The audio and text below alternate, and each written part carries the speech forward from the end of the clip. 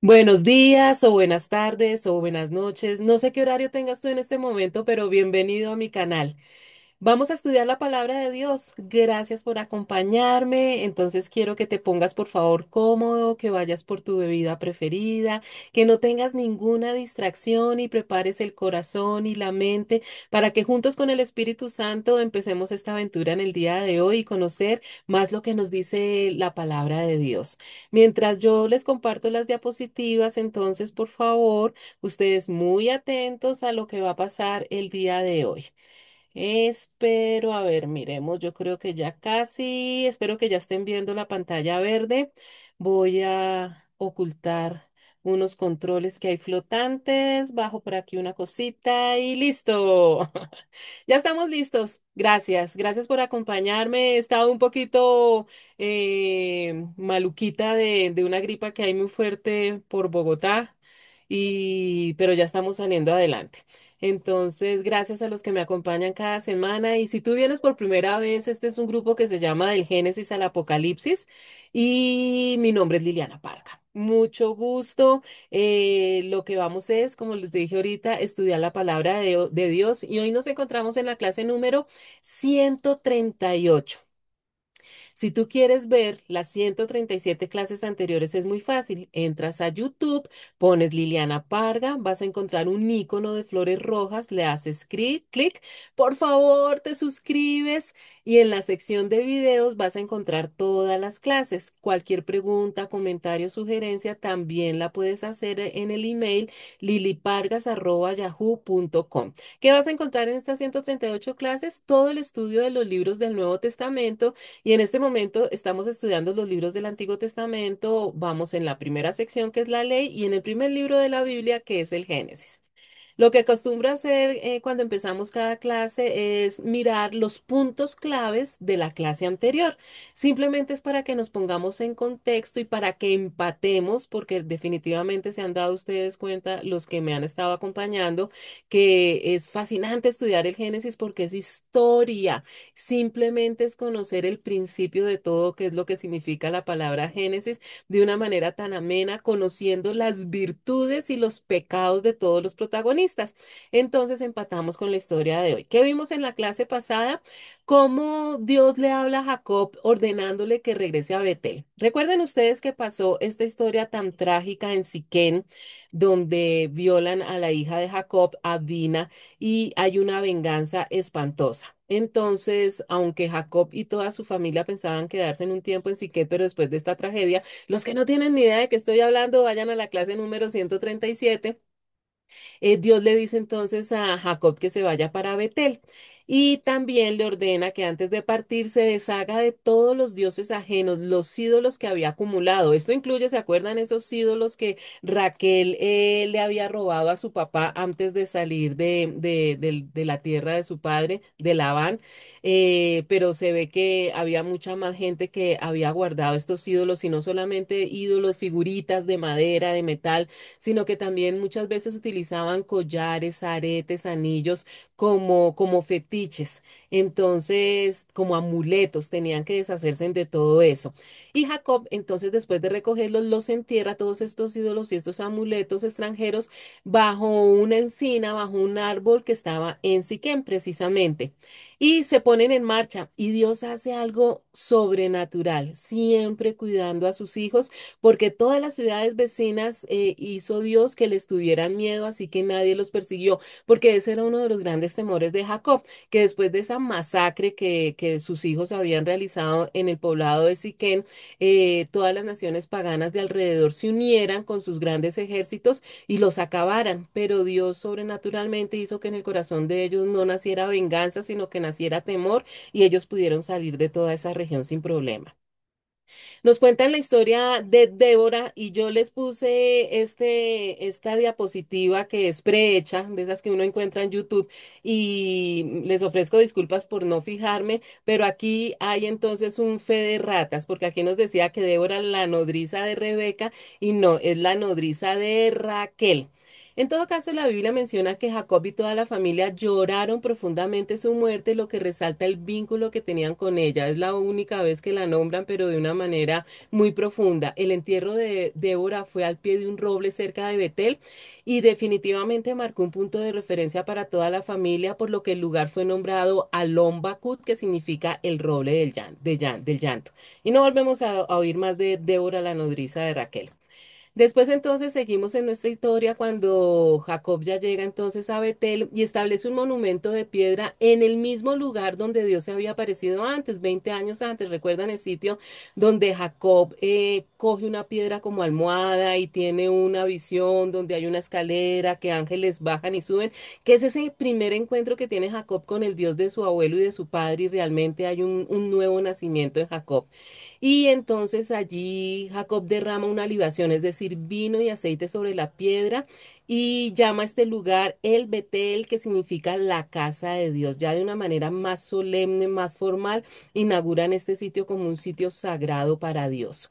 La familia de Jacob viaja a Éfrata, cerca de Belén.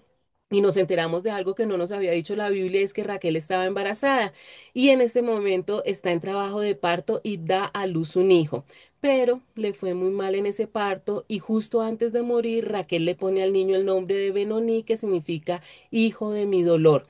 Pero Jacob muy sabiamente, sin embargo, le cambia el nombre por Benjamín, que significa hijo de mi mano derecha, simbolizando que sería definitivamente su apoyo en la vejez.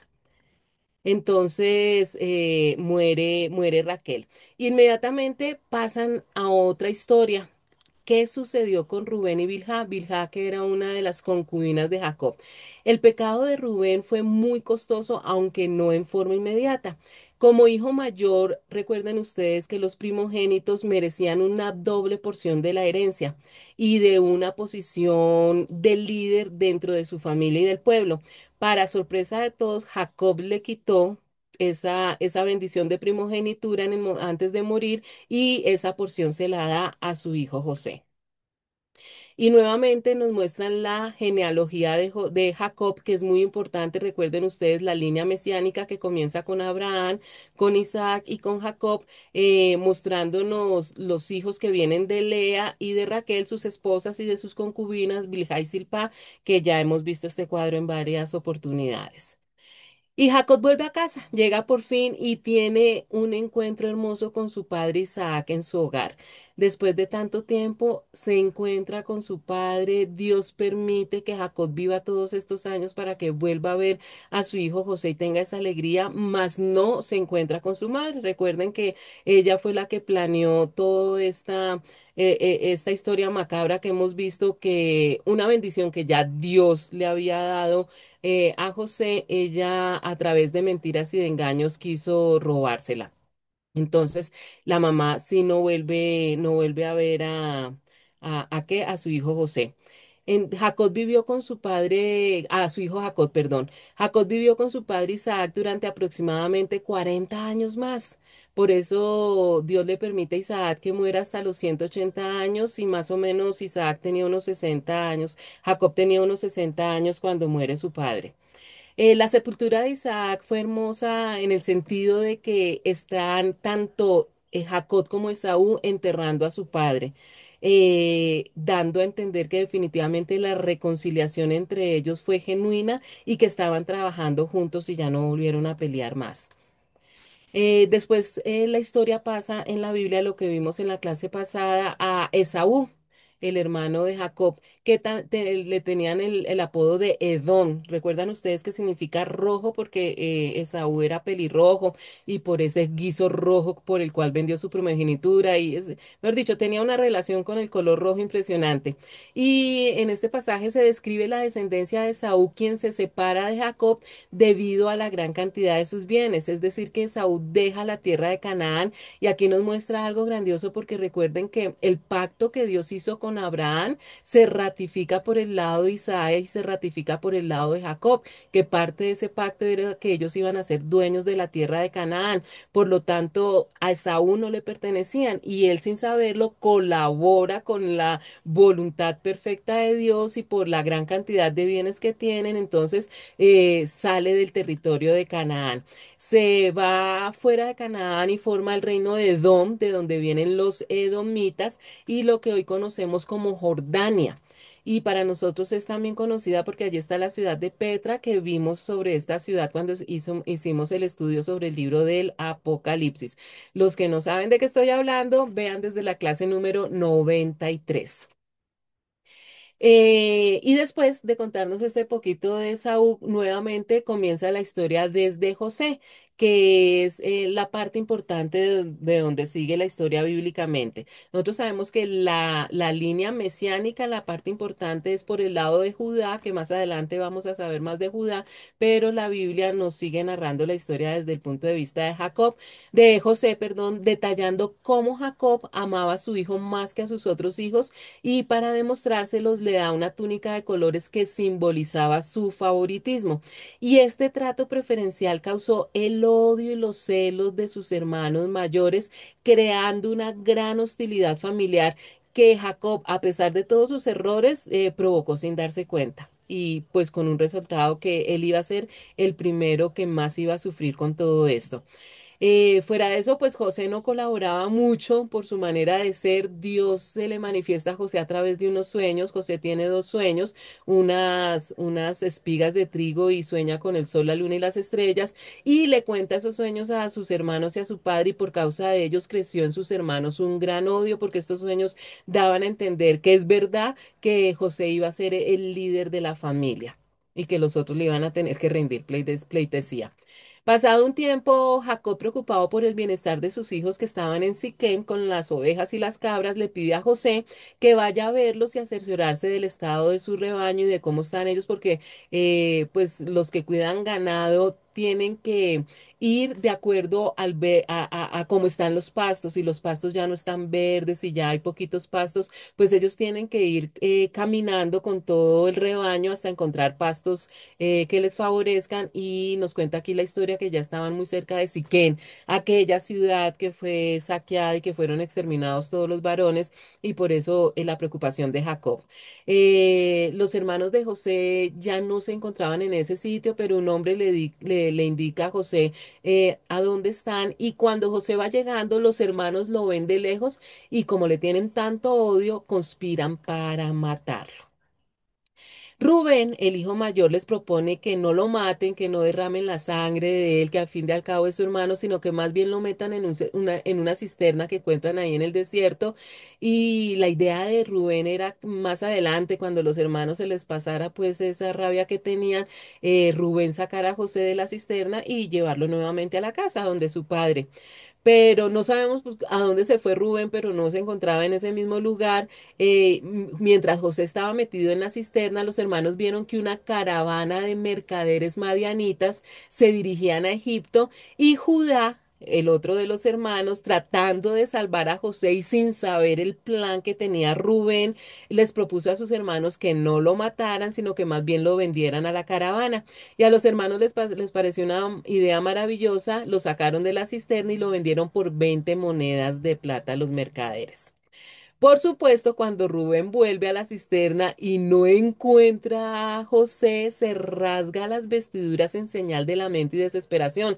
Los hermanos, al ver la reacción de su hermano, pues elaboran un plan para ocultar pues su acto de traición, matan un cabrito y tiñen la túnica especial que Jacob le había dado a José con la sangre del cabrito. Se la envían a su papá. Cuando los hermanos presentan la túnica de José que Jacob le había regalado, ahora cubierta con la sangre de cabra, Jacob, convencido de que José ha muerto, se sume en un profundo e incontrolable dolor, sintiendo que pierde a su amado hijo y todo lo que representa, todos los sueños y las esperanzas que Jacob tenía con su hijo amado José. Y lo que más me sorprende es el corazón tan duro de los hermanos viendo el sufrimiento de su papá que en ningún momento ellos se arrepienten y le cuentan al papá que José no está muerto, sino por el contrario, dejan que su papá por el resto de su vida sufra con ese dolor tan impresionante de haber perdido a su hijo. Y el pasaje de lo que vimos la clase pasada termina contándonos que mientras esto sucedía, toda su familia se queda en Canaán. José llega a Egipto y es vendido en Egipto a Potifar, que es el jefe de la guardia del faraón. Y ahí quedó la historia. Entonces, chicos, empezamos con tema nuevo. Hoy sí que necesito aclarar mi gargantica. Y vamos ya para Génesis capítulo 38 versículo del 1 al 5 que dice, por esos días Judá se apartó de sus hermanos y se fue a vivir a la casa de un hombre llamado Jirá, residente del pueblo de Adulán. Allí Judá conoció a una mujer, hija de un cananeo llamado Suá, y se casó con ella. Luego de tener relaciones con él, ella concibió y dio a luz un hijo al que llamó Er. Tiempo después volvió a concebir y dio a luz otro hijo al que llamó Onán. Pasado el tiempo tuvo otro hijo al que llamó Selá, el cual nació en Kesib. Por ese ambiente, que debió ser bien terrible, en la casa de Jacob, con la sombra negra de la muerte supuesta de José, me imagino esa melancolía, esa depresión en la que cayó Jacob. em, pues ya Judá, sabiendo, teniendo el remordimiento de todo lo que había pasado y no tener la valentía de contar la verdad, decidió apartarse de la familia y se va a vivir dentro de los pueblos paganos. En un momento en que la atención estaba en José, Judá se fue de su familia a Adulán y se casa con la hija de un cananeo llamado Sua, lo cual muestra su alejamiento de las raíces del pueblo de Dios. Estos chicos, en vez de recapacitar con cada paso erróneo que da, con cada pecado que cometen, cada vez se alejan más y más de Dios. Y acá entonces nos veamos un poquito cómo va esa línea mesiánica desde Jacob. Recuerden que Jacob, y es con Lea, con la esposa que Dios le tenía, tienen a uno de sus hijos que es Judá, que se casa con la hija de Sua. Fíjense que ni siquiera por ser, no tiene ninguna importancia, o sea, está totalmente por fuera de la voluntad de Dios todo lo que está haciendo Judá. Dios después entra al rescate para arreglarlo todo, pero en este momento ni siquiera se dice cuál es el nombre de la esposa de Judá. En todo caso, ellos tienen tres hijos. Que es el mayor, después sigue Onán y el menor, después de un tiempo, o sea que le llevan más años y Onán, nace Selah. Es importante todos estos detallitos. Vamos para versículos 6-8. Judá consiguió para su hijo mayor, una esposa que se llamaba Tamar. Pero al Señor no le agradó la mala conducta del primogénito de Judá y le quitó la vida. Entonces Judá dijo a Anán, cásate con la viuda de tu hermano y cumple con tu deber de cuñado, así le darás descendencia a tu hermano. ¿Qué es lo que pasa acá? Entonces veníamos diciendo que de Jacob y de Lea nace Judá, que se casa con la hija de Suá y él tiene tres hijos, pero a su hijo mayor, a lo casa con una mujer que también es cananea, llamada Tamar, que los que conocen la Biblia pues ya están relacionados con este nombre porque por aquí es que Dios empieza a arreglar los caminos torcidos que los hombres trazan cuando no hacen la voluntad de Dios o que trazamos cuando no hacemos la voluntad de Dios. Entonces, el hijo mayor de Judá, se casa con Tamar. Pero resulta, la Biblia no nos dice los detalles, pero se ve que también era una joyita, porque nos dice que era tan malo que el Señor lo mata. Judá consiguió entonces para su hijo mayor, una esposa cananea que se llamaba Tamar, pero murió por ser malo a los ojos del Señor.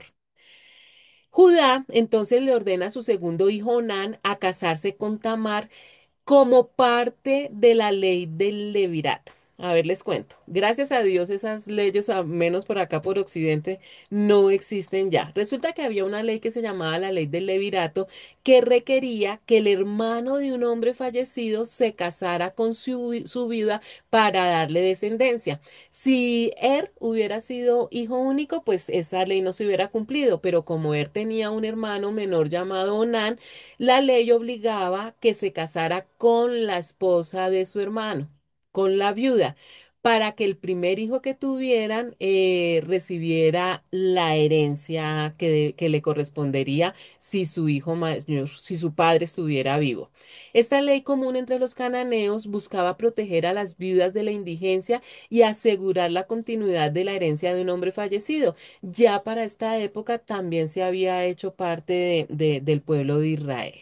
Versículos 9 al 10. Pero Onán sabía que el hijo que naciera no sería reconocido como suyo. Por eso, cada vez que tenía relaciones con ella, derramaba el semen en el suelo y así evitaba que su hermano tuviera descendencia. Esta conducta ofendió mucho al Señor, así que también a él le quitó la vida. Entonces, ¿qué es lo que pasa? Va Jacob y Lea, uno de sus hijos se llama Judá, que se casa con la hija de Suá. Su hijo mayor, se casa con Tamar, pero por ser tan malo, Dios lo mata. Entonces, para cumplir la ley, Judá hace que Tamar se case con su hijo mayor, Onán, pero Onán también muere. Vamos a ver qué es lo que pasa. Onán, sabiendo que cualquier hijo que tuviera con Tamar sería legalmente considerado hijo de su hermano el que había muerto, no quería que los recursos y el legado de su familia se vieran afectados por ello. Por lo tanto, tuvo relaciones sexuales con Tamar, pero de manera intencional evitó la concepción. Y lo que hacía Onán es una práctica que en psicología precisamente tiene su nombre, se llama onanismo, que significa interrupción del coito o coitos interruptos. Es decir, que deliberadamente derramaba su semen en el suelo para evitar que Tamar quedara embarazada. Onán no solamente desobedeció a su padre Judá, sino también a los propósitos de Dios, lo que lo llevó a que Dios le quitara la vida. Entonces, estamos, Jacob y Lea tienen a un hijo Judá que se casa con la hija de Suá. Judá hace que su hijo mayor, se case con Tamar, pero por ser tan malvado, Dios le quita la vida. Entonces, por la ley del levirato, Judá hace que su segundo hijo, Onán, se case con Tamar, pero por interrumpir, no permitir que Tamar quedara embarazada, también el Señor le quita la vida. Entonces la idea es que se casara con el siguiente hermano, con Selah. Pero Selah todavía era muy joven. Entonces, ¿qué pasó? Versículo 11. Entonces Judá dijo a su nuera Tamar, quédate como viuda en la casa de tu padre hasta que mi hijo Selah tenga edad de casarse. Pero en realidad Judá pensaba que Selah podría morirse lo mismo que sus hermanos. Así que Tamar se fue a vivir a la casa de su padre. Una de las cosas más horribles que le podía pasar a una mujer que se había casado era que el esposo la devolviera a su casa. Eso la hacía totalmente indigna. Pero después de que los dos primeros hijos de Judá, y Onán, murieran, por su maldad y Onán por negarse a dar descendencia a Tamar, Judá le pide a Tamar que espere en casa de su padre hasta que su tercer y último hijo se la crezca. Pero la intención de Judá no era jamás darle a su último hijo porque él pensaba que era como una maldición por parte de Tamar que sus dos hijos murieran. Entonces, pues no era la intención de él cumplir con la ley. Versículos 12-14. Después de mucho tiempo murió la esposa de Judá. Al concluir el tiempo de duelo, Judá fue al pueblo de Timná para esquilar sus ovejas. Lo acompañó su amigo Jirá, el adulamita. Cuando Tamar se enteró de que su suegro se dirigía hacia Timná para esquilar sus ovejas, se quitó el vestido de viuda, se cubrió con un velo para que nadie la reconociera y se sentó a la entrada del pueblo de Enayín, que está en el camino a Timná. Esto lo hizo porque se dio cuenta de que Selah ya tenía edad de casarse y aún no se lo daban a ella como esposo. Recuerden que la ley lo que quería era que proteger a las viudas y que Tamar tuviera un hijo para que la cuidara en la vejez, porque en esa época las mujeres no tenían derecho ni a trabajar ni a recibir herencia. Una mujer que quedaba viuda por lo general le tocaba pedir limosna, se morían o convertirse en prostituta. Tamar se dio cuenta de que Judá no cumpliría su promesa de entregarle a Selah y decidió tomar el asunto en sus manos. Como siempre también. Pero bueno, se disfrazó de prostituta para tener una relación con Judá y asegurarle cumplimiento del deber de levirato. Versículos 15-19. Cuando Judá la vio con el rostro cubierto, la tomó por una prostituta. No sabiendo que era su nuera, se acercó a la orilla del camino y dijo, deja que me acueste contigo. ¿Qué me das si te digo que sí? Preguntó ella. Te mandaré uno de los cabritos de mi rebaño, respondió Judá. Está bien, respondió ella, pero déjame algo en garantía hasta que me lo mandes. ¿Qué prenda quieres que te deje? Preguntó Judá. Dame tu sello, tu cordón y el bastón que llevas en la mano, respondió Tamar. Judá se los entregó, se acostó con ella y la dejó embarazada. Cuando ella se levantó, se fue inmediatamente de allí, se quitó el velo y volvió a ponerse la ropa de viuda. Entonces, todo un plan tenía Tamar porque Judá se acuesta con su nuera, quien estaba disfrazada de prostituta, para mantener su derecho a un heredero y asegurar el futuro de su linaje. Y fíjense en que Dios bendijo esta acción que quedara embarazada.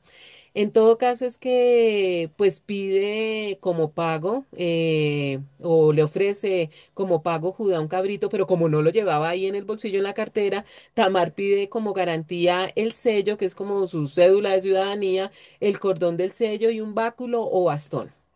Y Judá se los entregó, se acuesta con ella y la deja embarazada. Versículos 20-23.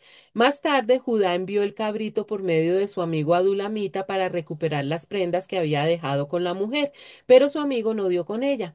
Entonces preguntó a la gente del lugar, ¿dónde está la prostituta del santuario de Nayín, la que se sentaba junto al camino? Aquí nunca ha habido una prostituta así, le contestaron. El amigo regresó a donde estaba Judá y le dijo, no la pude encontrar. Además, la gente del lugar me informó que allí nunca había estado una prostituta como esa.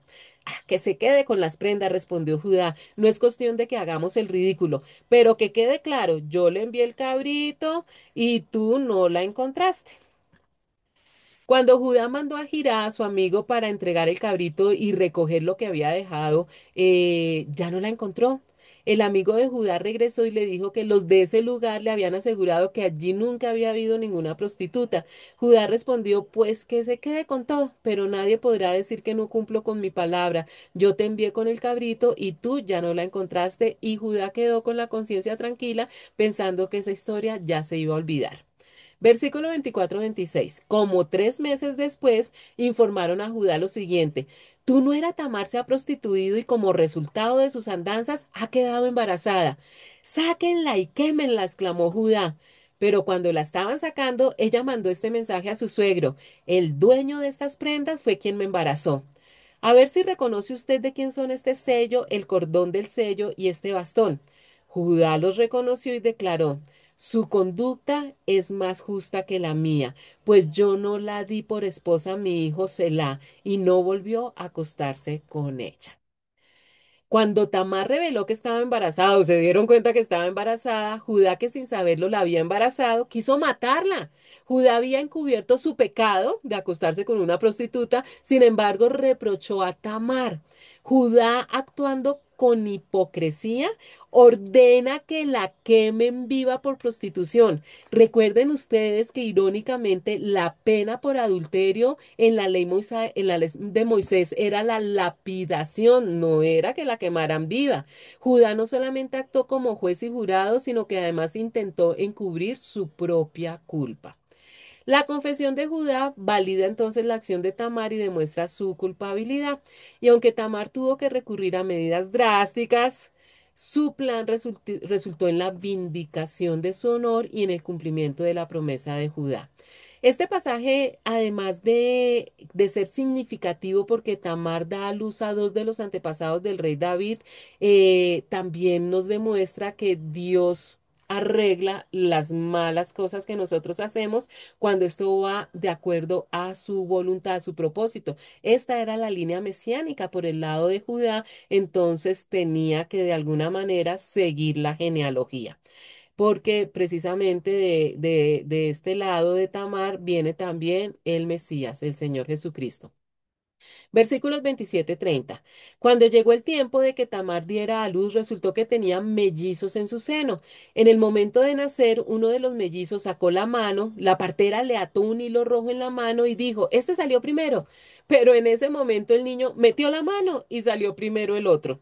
Entonces la partera dijo, ¿cómo te abriste paso? Por eso al niño lo llamaron Fares.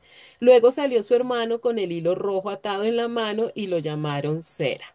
Y esto es hasta simpático porque resulta que el hecho de que Fares sea el primero en nacer es significativo porque él se convierte en el primogénito, a pesar de que el pasaje lo describe como el segundo gemelo en nacer. Este evento es un eco del nacimiento de Jacob y Esaú, donde el menor fue destinado a ser el primogénito. ¿Qué es lo que pasa?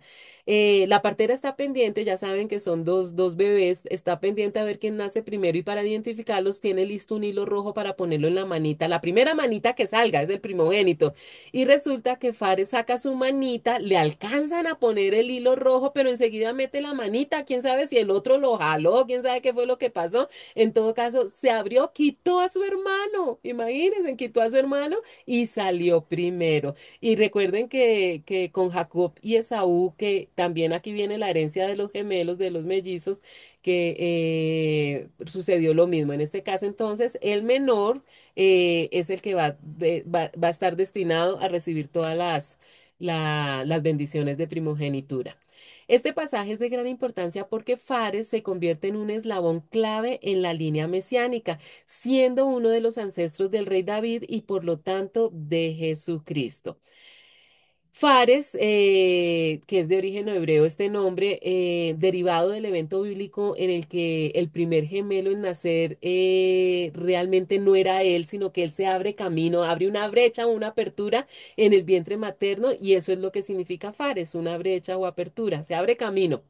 Y Sera, que es también de origen hebreo, significa resplandor o amanecer, y se refiere a la semilla o descendencia con una connotación de linaje y potencial. Entonces, vamos a ver después la historia de Fares, sobre todo, y de Sera, a ver qué es lo que pasa con con esta línea mesiánica tan importante. Entonces veamos cómo vamos. Este cuadro, si no lo habíamos estudiado, la línea mesiánica, la promesa grandísima de que Dios mismo se iba a hacer hombre. Recuerden que todo esto que estamos viendo en la Biblia es simple. Los seres humanos perdimos algo, al final lo podemos recuperar. Y la Biblia de Dios nos cuenta cómo podemos recuperar ese paraíso perdido. Entonces Dios hace pacto con un hombre llamado Abraham, que junto con su esposa Sara tienen un hijo llamado Isaac. Y es por el lado de Isaac que sigue esta línea mesiánica, que junto con su esposa Rebeca tienen un hijo llamado Jacob. No es por el lado de su hermano mellizo de Esaú, sino la línea mesiánica sigue por el lado de Jacob, que aunque él tenía una esposa preferida que se llamaba Raquel, no es la que Dios había escogido, sino es por el lado de Lea, y de los 12 hijos que Jacob y con sus esposas tiene, es escogido Judá. Judá, entonces, sin quererlo, porque recuerdan ya la historia que acabamos de ver, tiene un hijo con Tamar, que era realmente su nuera, nunca se casa con Tamar ni vuelve a tener relaciones sexuales con ella, pero ya Dios arregla la línea mesiánica que se había dañado porque ellos estaban casando con mujeres paganas. Tamar debió encontrar en su corazón algo hermoso para mostrarle a Dios y que Dios la hubiera escogido. Y acá, entonces, ellos, a través de esa relación, nacen unos gemelos que se llaman Fares y Será. Y más adelante vamos a seguir con este cuadro, lo vamos a estar viendo muchísimo. ¿Listo, chicos? Porque hasta llegar a la persona de Jesucristo y tener bien claro esta línea mesiánica.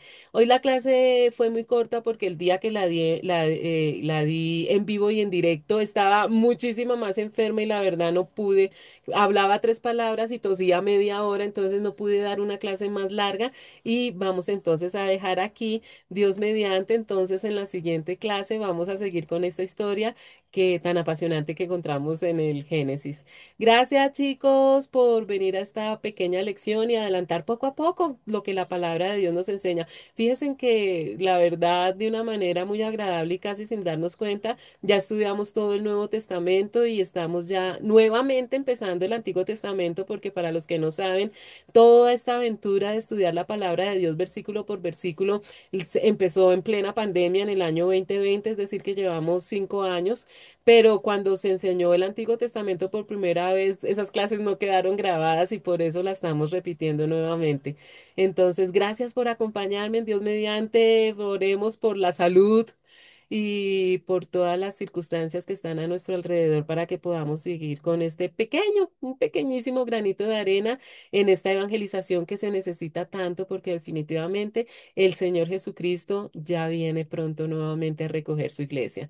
Que tengan una semana hermosa. Gracias por escucharme. Dios los bendiga. Bendiciones abundantes. Chao.